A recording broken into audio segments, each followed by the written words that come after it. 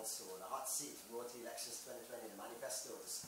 With me, your host, Gouveia, starts now. And today, which of course is Monday, the 17th of February, we guess about into 2 weeks before you go to the polls. I've got with me the leader of the opposition, none other than Mr. Bharrat, Jagdeo, who is here with us. A very good afternoon to you and welcome to the hot seat. Thank you very much.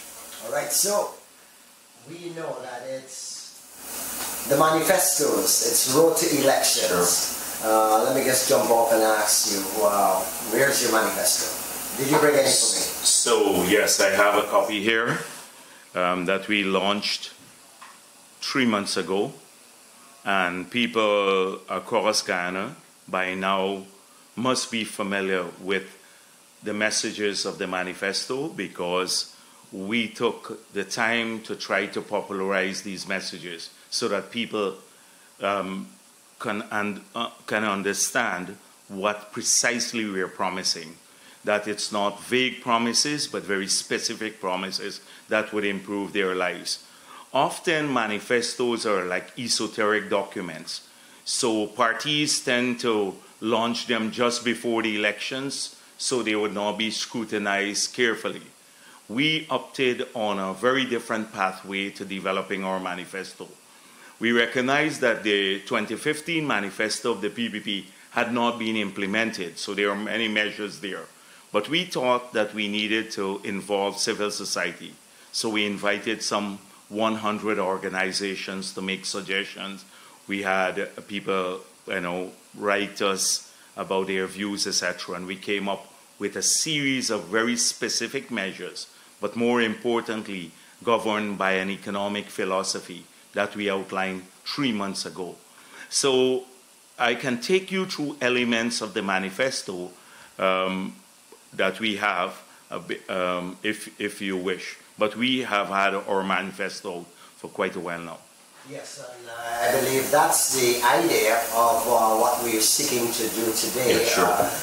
For the limited time that we have today. And of course you have opportunities to have others. Yeah, sure.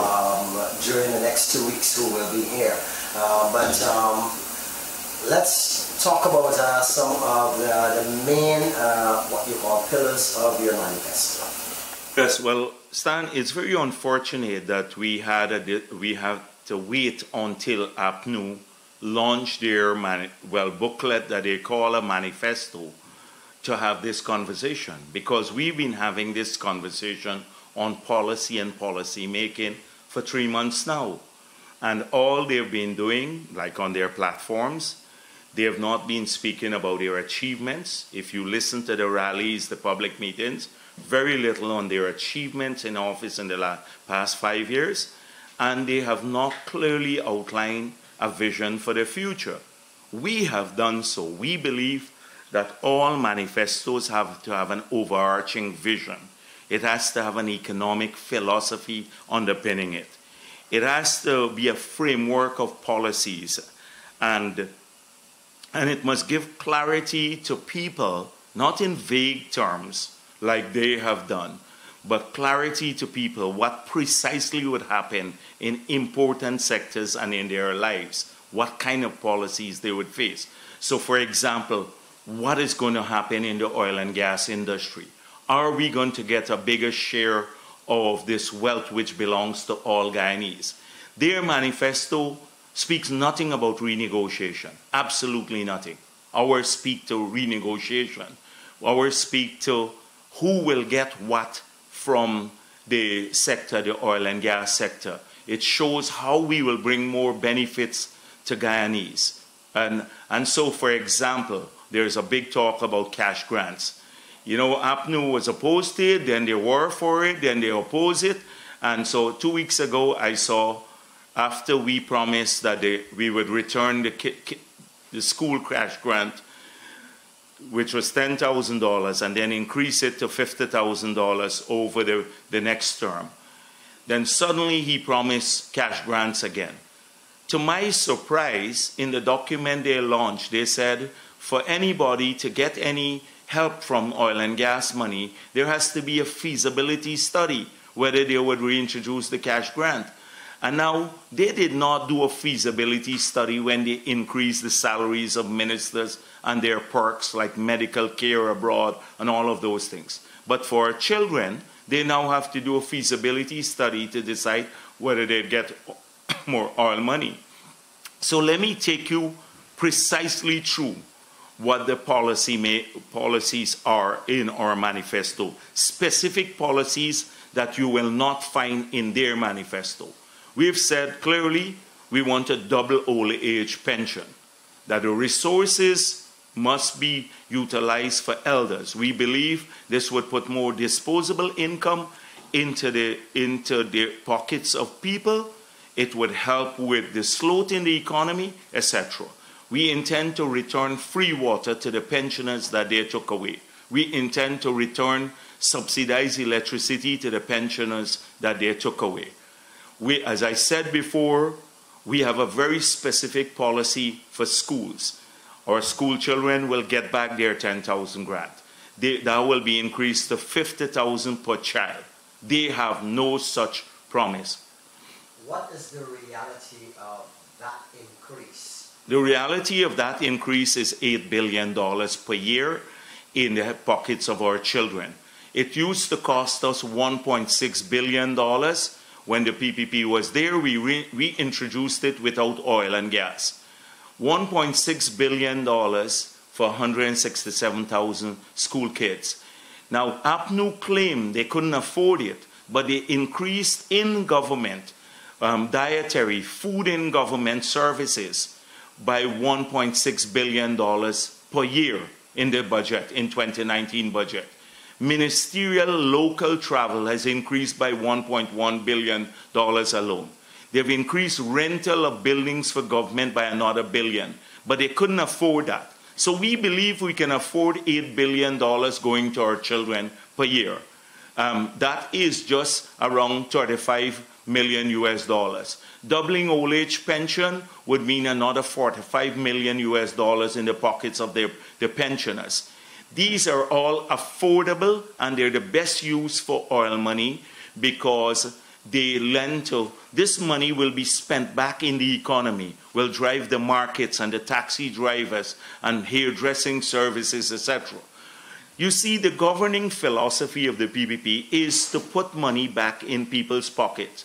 So imagine this government campaigned in 2015 on lower taxes, and they're collecting $91 billion more per year in taxes. This money, this booklet that they launched, doesn't say anything about reducing any of these taxes. The PPP is promising to go back to status quo ante. That means reversing all of these taxes. They put taxes on water, we're removing those. On electricity, we're removing those.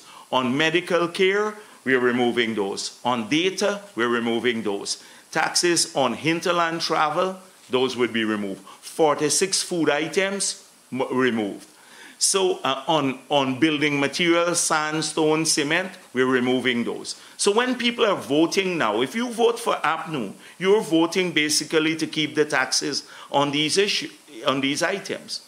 If you vote PPP, you're voting because we made that promise in our manifesto and a long time back to remove all these taxes, and we can afford to do it. We didn't increase these taxes, but we kept the country going. And so they're very, very specific things we're doing. Now their manifesto reiterates the free education, but they promised free education in 2015. The fees went up by 35%. We said we want to introduce free education. We'll do it within the 5 years, but every university student who has a loan at the university, we will find a way of writing off those loans too. But they didn't promise anything in their manifesto about scholarships. We want 20,000 scholarships to our people across this country, like what I did when I was president. 1,000 scholarships for our children to study medicine abroad. Children of every race, every religion, every region. They went abroad, they came back as doctors. 300 of them left now because of the move of this government to put them on pensionable establishment when they wanted their contract gratuity. So very, very specific promises. We're promising to remove the 2 a.m. curfew. I saw Ramjatan defending the 2 a.m. curfew. This is the man who wasn't prime minister and introduced that and arrogantly said to people, if you're not happy, I will bring it to 12 midnight. He now could become the prime minister. Just imagine what he will do. We said, that's gone. That has no place in our system. Just before you go, yes, sure. If we could back up a little bit, sure. Because we're getting, obviously, and persons don't have the chance to question you, so okay. Some people are asking us. Sure, yes, go on, go on. You respond to this, they're saying, but wasn't it you who, did you do a study when you increased your salary, attached your pension to the current president's salary and give yourself unlimited and open-ended allowances as an ex-president? The thing is that, so people got their increases under us. So we were really bad guys. We were bad guys. We took a pension, like Jagdeo took a pension for himself. But nothing in the pension and the package was not enjoyed by former presidents prior to me. They enjoyed tax-free allowances. They enjoyed all their utilities paid for. In fact, some presidents, we had permanent medical staff with them. So Desmond Hoyt, Otto Chung, Janet Jagan, all had the same package. The only thing, it was not enshrined in legislation. So the cabinet approved all these things. I took this step of putting it in legislation so that the National Assembly and the country will see what people enjoyed. Now, assuming it was too much, so Nagamutu now, who never served a single day as president, I've been the longest serving president, 12 and a half years, that he will get a pension similar to mine. President Granger will get the same pension, the same package. Samuel Hines, who served as president for 7 months, gets exactly the same thing I get. The same thing with Ramatar. So it was not just for Jagdeo. But if we were so bad, why would you want to double the salary of ministers and increase your own salaries as soon as you took office? No, but the question was if it is that you did a feasibility study on before those... We could have done that and still introduce a $10,000 grant for children. They claim that you had to take away the 10,000 grant for the children because they couldn't afford it and then increase their salaries. That's the difference. The difference is that we also did stuff for the broad cross-sections of Guyanese. But we can argue about Jagdeo. But was it a special benefit? Will not every president of this country enjoy the same benefit? Now, today, I don't collect the salary as opposition leader. My service to Guyana as opposition leader is at no cost to the taxpayers because I still collect my pension. Unlike President Granger, he collects 2 pensions. He will collect 2 pensions from the army and the one that he's getting now. Harman does the same thing. So we can go back to these small issues, but really what matters is people. How have their taxation harmed people in this country? When you put VAT on all of these items, it pushes up cost of living on basic care, etc. We plan to remove those. Let's get back to what we're going to do for our people. And when we remove the taxes, where will we get that kind of where the shortfall? Trust me, we have. I've been an economist. Every single measure we put in this budget, we have costed. We're not like this cabal that runs our country. So we can cut nearly $10 billion alone from the extravagance. $10 billion alone from the extravagance in this government. Why do you have to spend all of this money on government, and not just government, a tiny group of people. Billions others are siphoned off through corruption. 10 of their cronies now have gotten over $40 billion of contracts, and many of them are Indo-Guyanese. I mentioned this on your program before, without any tender. Look at now, in January of this year, 2nd of January, they awarded a contract illegally because the fiscal year ended in December 31st to Brian Tiwari for $827 million for a school at Yarracabra, a school that will cost half of that. They don't have money to do this. It's illegal. In December, 80 contracts were awarded, 2 alone for $1.3 billion. We don't even know the cost of the others. So this is where a lot of the money can come from, and cutting the extravagance. We're committed. There is no way you can run this country if you take so much taxes from people. And on the other hand, the ministers are enjoying the sweet. So let's come back to taxation. So that is the difference between us. They're not promising any reversal of taxes. We're promising to remove taxes from all of these items. So if you vote for the PPP, you're going to get a tax bill that is lower. The cost of living would be reduced. Those who are in the productive sector will now have taxes removed from their machinery and equipment. They can go back to job creation, like in mining and forestry and agriculture and all of the other sectors. Look at the impact. APNU has said that they have increased salaries in the public sector by close to 70%. But it's not 70%, but the public sector alone is not the country. And so let's see what they did. So they talk about increase in salaries in the public sector. But among the joint services, they took away a 1-month tax-free bonus from the joint services. 2, the people in the forestry sector now, we're producing half of what we were producing before. So you go to Kwakwani, Aichuni, and parts of Linden. People who had jobs, thousands of people, don't have jobs anymore. You go to mining. Because of the increase in the taxes on mining. Now miners, the 2% final tax has been increased. They put taxes on machinery and equipment. The miners have to pay to sell their gold to the gold board. About 20,000 people have lost jobs from the mining sector. Many from Anns Grove and Victoria and Golden Grove, places that I grew up. Guys who used to go into the hinterland for mining, they come back out now. They're in the villages. They talk to me. And so the people lost jobs there too.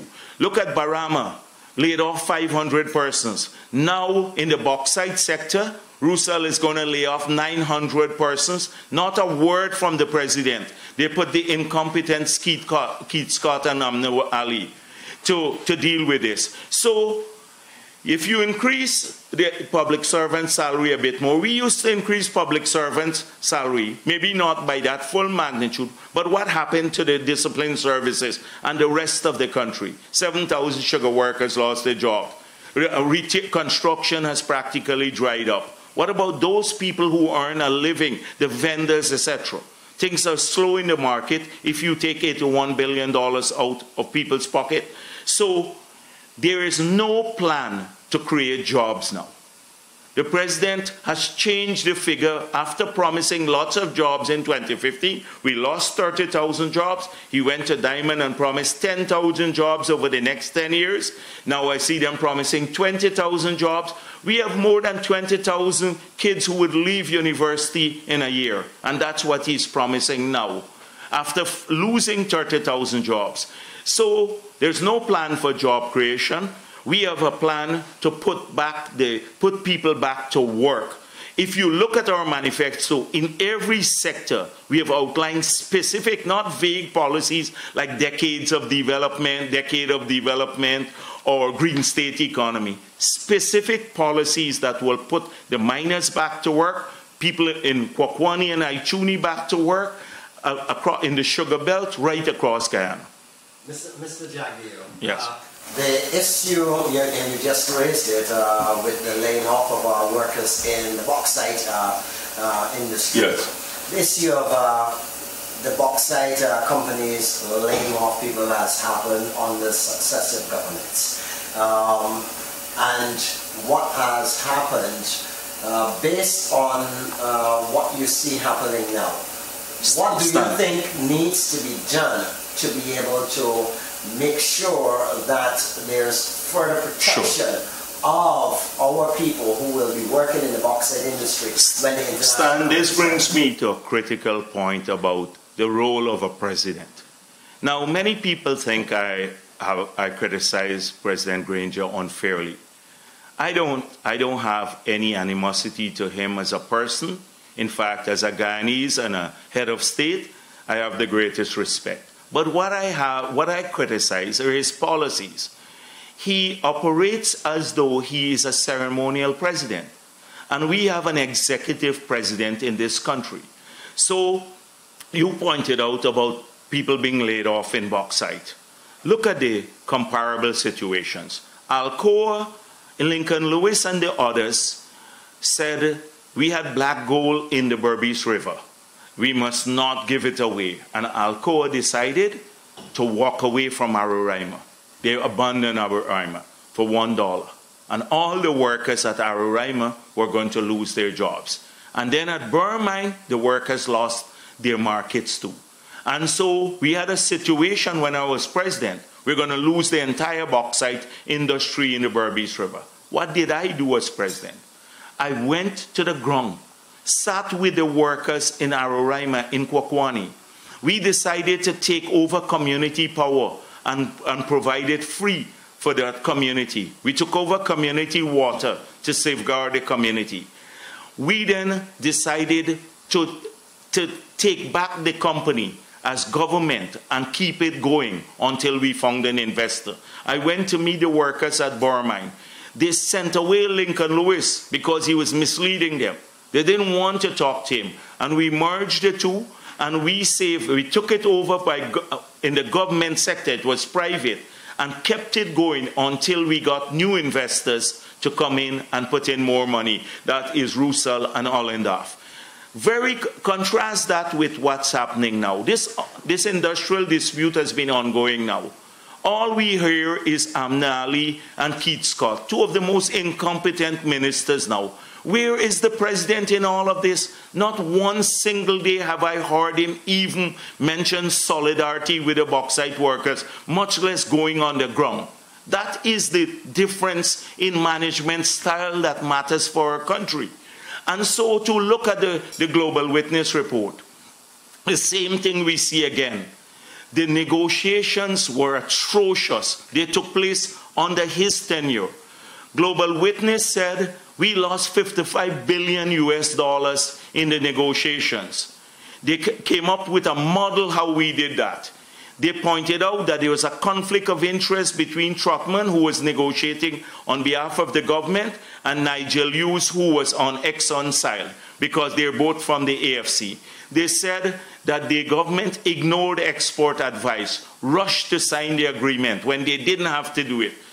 That the agreement had effectively expired. That's why they needed a bridging deed. The one that was signed under the PPP had effectively expired. Now, at that stage, we had all the cards on our table, because under the PPP, the agreement they got was when we didn't have oil. Now you can renegotiate when you know there's 3 billion barrels in the ground, proven reserves. What happened? They gave it all away. $55 billion. You know what that means? That's 55 years of taxes in the future that all of our people have to pay. They gave up. It's 11 trillion Guyana dollars, over 11 trillion. That means in those negotiations, every single Guyanese lost about 15 million Guyana dollars, because if you divide 11 trillion by our population, that's what you come up with, every man, woman, and child. And guess what the response has been? The Global Witness is a bad company. This is an international NGO that had been around for 50 years. They believe Exxon. And then they hired a company. Their own company now, Clyde & Company, they hired a UK law firm, paid them a lot of money to use their report to criticize Global Witness. And guess what their own report said? Clyde and Company, the government hired consultant, said that Exxon wrote the cabinet memorandum for the government for the negotiations. Imagine I'm negotiating with you, Stan, and you write my negotiating position for me. That is what their own company said. And guess what happened? The president is silent. They called for investigation of Trotman. They've rolled him out again. We lost a lot. In their manifesto, they haven't said anything about how we're going to get back this money, how we're going to make sure that Guyanese are not treated badly by these companies. We made it clear what's going to happen, a strong local content legislation that the companies would have to comply with, not just a desire, they have to comply with the law. Two, that we're going to review all these contracts, we're going to renegotiate, not just the ones that Trotman signed, because he signed the taller one that has a zero royalty, but even those signed, the prospecting licenses signed under the PPP, all of those have to change now because now we found oil. The circumstances have changed. Guyanese have to get more. But the president is silent again. You would believe that this is not the biggest giveaway in our entire history. We lost so much. It makes me angry. Angry because they just ignore it. And in their manifesto, not a word about how they're going to get this back for our people. We'll be a colony again. All right, so let me just ask you two other questions. And this one is coming from another person who is listening. And they're asking, now based on what happened to the hydropower, would this be something, should the PPP be re-elected, that you would bring back? And is it feasible as compared to, let's say, natural gas? Okay. What we have? Well, the hydropower, let me tell you, it was not going to cost us a cent of public debt because we were going to buy power through a power purchase agreement at 10 cents per kilowatt hour. At that time in 2012, we were generating, 2011, 2012, we were generating power at 20 cents per kilowatt hour. So we were going to buy at half the price at which we were generating. No public debt. It would have added 2% to GDP, saved us the foreign currency, and be sustainable, end blackout, because we're going to get 160 megawatts of power. This government killed the hydropower for political reasons and never went back to look at any other alternative base load capacity. That's why we have all these blackouts. They have not added any major power plant to our system. So we made it clear we have to resume the road to hydropower. From the beginning of time, we knew that this is a long-term solution for Guyana. But hydropower will take about 4.5 years. We would have started producing by 2017 if that had gone through. And the price of electricity would have been half of what it is now. But we'd have to resume that. That would take 4.5, 5 years. So immediately we have to have some new fossil fuel into the system, and to stop the blackouts, etc. And second, immediate resumption of the negotiations, or start the process of bringing the pipeline and generating power through natural gas. So you see, that is not something we that is important. That is always important. That's good. Let me tell you, Stan, what we're losing because of this government's incompetence. In 2016, they're supposed to make that decision on bringing the gas to. We always knew once you start producing oil, you would have gas. So you have to decide what to do with the gas. Had they decided in 2016 to bring that on shore, we would have already had cheap power. But they didn't make the decision, and what's the consequence? So Exxon now has to flare 1 billion cubic feet of gas per day. Do you know at the price of gas what that costs us per day? $2 million Guyana loses because of the incompetence of this government. That gas pipeline should have been built. We believe that we can get that done within 2 years, and that the gas and generate power, and the price of electricity should fall steeply, along with the removal of VAT on electricity. That would allow water prices and everything else to come down too. So we have a plan for that. Housing, look at it. They gave out 60,000 acres to 10 persons. But up to now, when I saw a few days ago in Sophia, people were going to squat. And the minister showed up and said, here is a piece of application paper. You know, you can apply on this. The people who got their 60,000 acres didn't get an application form. They got a lease or a transport. Ordinary people are getting application forms. They have not developed any major new housing scheme, not one. They put the VAT on water on building material. We're going to remove that, the VAT on building material. We're going to go back to low-income housing, 50,000 low-income houses. We'd have to take away all the lands that they gave away to the Trinidadians and their friends, from all the way from Enmore, the sugar lands at the back there, right up to Diamond, by Ogle and etc. That has to go for housing for our people, not for these foreign fly-by-night operators. You know, they have not tendered any sale of land. We don't know who they sold land to at Wales, what conditions. They sold out the whole factory, scrap iron over $1 billion. We don't know whom. We saw an investor turn up and turn the sod from Marriott Hotel. Marriott never gave approval for that. And it's all PR game. And so housing is another plan in our manifesto. They have practically nothing for low-income housing. We can talk about health care. You know, look at Larry Singh, another one of their guys, rented a building and got $12.5 million a month for renting a house to the government. When you add how much money he gets, the whole of Region 4 get only half of what he gets in renting one house for capital budget for health care. That is how much priority they place on ordinary people. On vehicles, they put the restriction, the 8 years restriction, which we will remove. They put a restriction on used tires, which we'll remove. I go to the US, they sell used tires there, but we can't get it in Guyana, pushing up cost of living.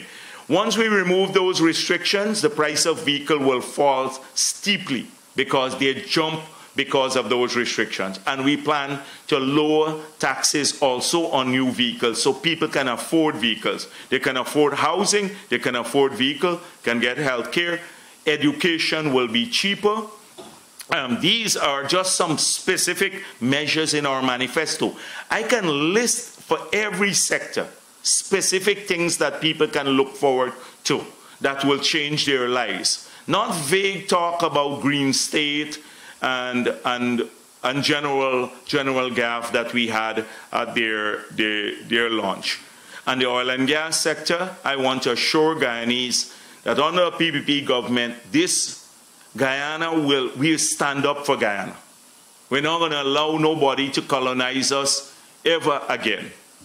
All right, and my final question to you, Mr. Jagdeo, is,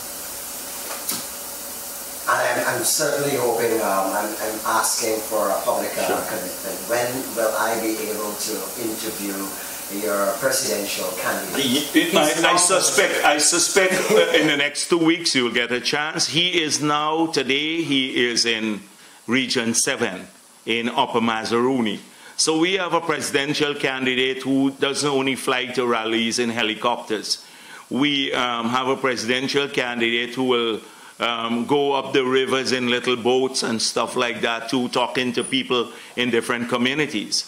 But Stan, before I go, I just wanted to say to people, because I noticed a nasty turn for the campaign, because this is not about our race. This is not about a party winning and triumphalism. The PPP, as far as I see based on the numbers, will win these elections. But we have no interest in triumphalism. We have to put a government back to work to serve all our people. People of every race belong to our party, and we have to work for them. So this, and what irks me a lot is that now they're going, APNU now goes to all of these communities, especially Afro-Guyanese communities, and say to people how much they love them. They did not love them in the 4.5 years when they neglected. People, they changed their numbers. People couldn't get them. When they were busy with their rich friends, handing them out perks and privileges.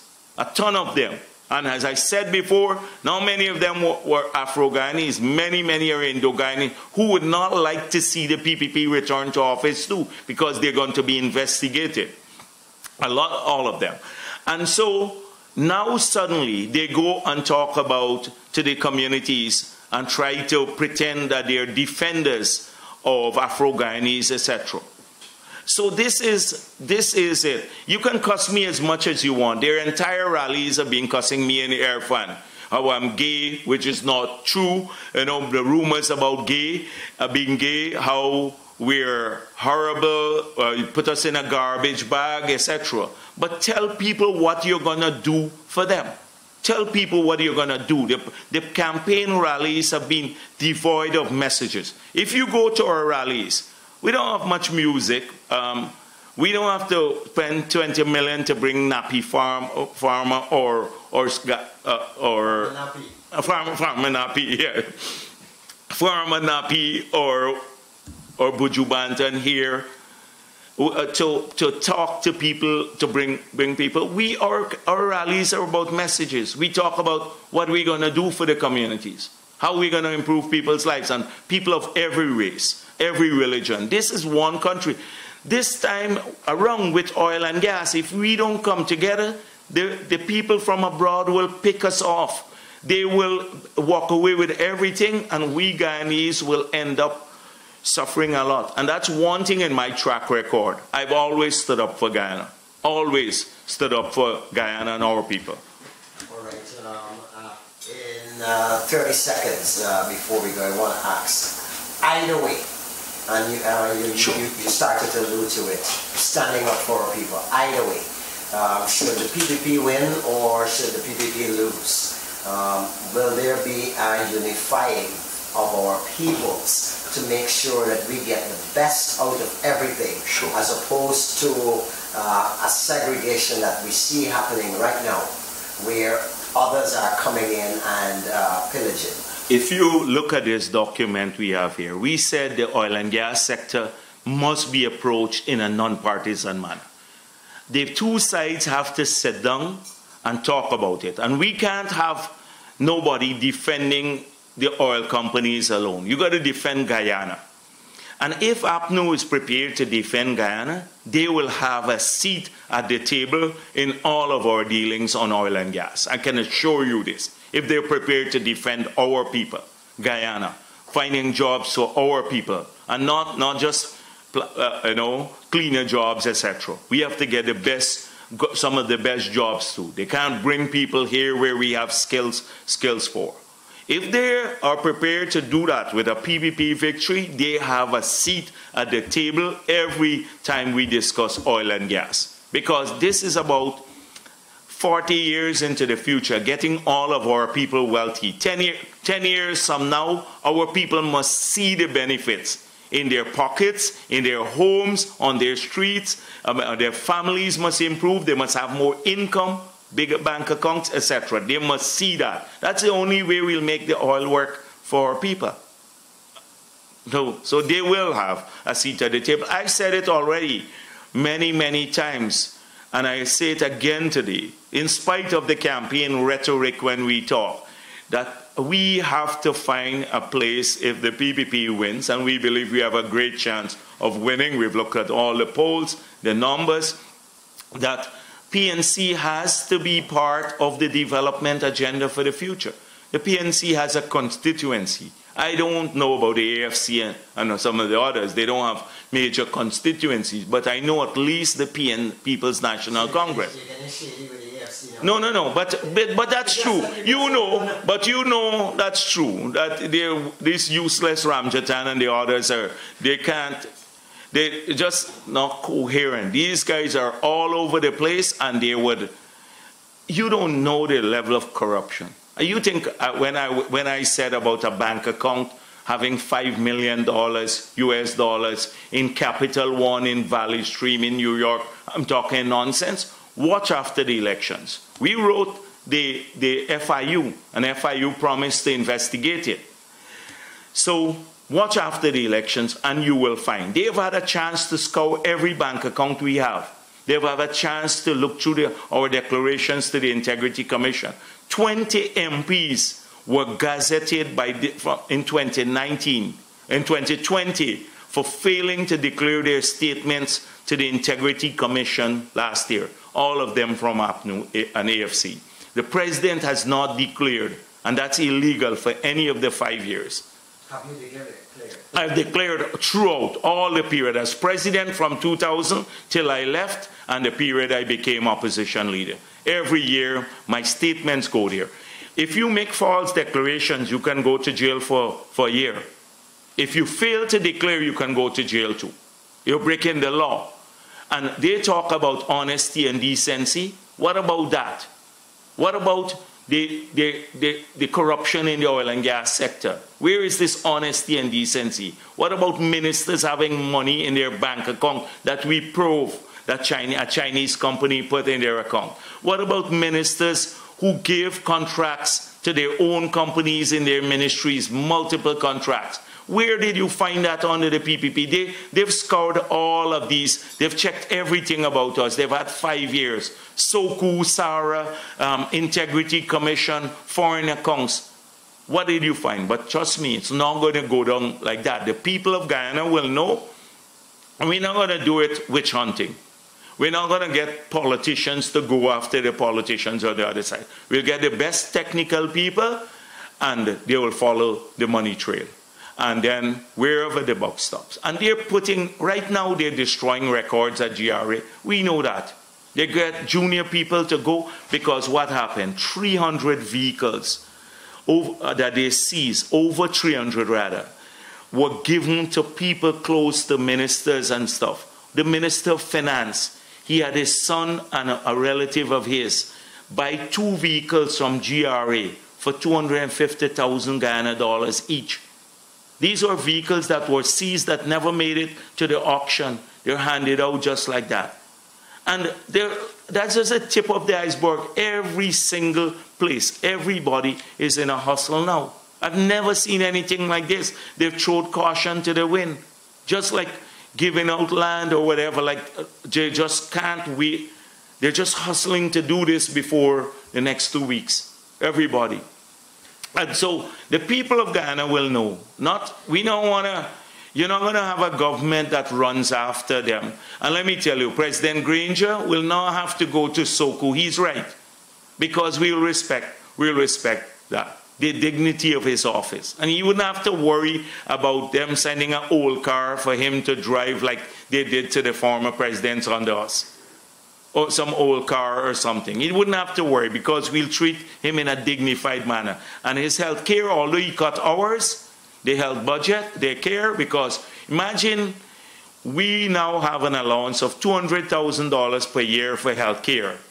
But the ministers, imagine junior ministers now, we're spending millions of dollars per year on their health care abroad. But he cut this for former presidents. But he wouldn't have to worry about that, his own health care, because that will be fully funded. Because that's the only way we can move forward as a country. And there's going to be no witch hunting to harass people, because we want to get our agenda done. From day one, we want to start bringing cheaper, fixing the oil contracts, bringing cheaper power to our people, reversing these taxes, getting money back in people's pockets, getting our people working again. So those are the things we want. All right, Mr. Bharrat, Jagdeo, thank you for spending some time and starting off our discussions with the whole issue of our manifestos, and I certainly hope that we will be able to have other members. And Stan, may I urge your members to please read the manifesto, because they can find it online. We shorten it so that you have excerpts, but it's still longer than, our excerpts are still longer than and more specific than the entire manifesto they launch, the booklet that they launch, the whole manifesto. But you would find specific policies there. We printed it on newsprint because it's costly otherwise. We printed 150,000 copies, and we have been sharing it to homes. We've gone in South Georgetown and many of the villages, etc., hoping that people would read these things. And we have a track record of implementing. If you look at our past manifestos, we've implemented what we said, unlike this government, all the broken promises that they made. So I want to urge your listeners to please take time to just read the specific measures in our manifesto. Right. Thank you. And thank you very much. Thank you very much.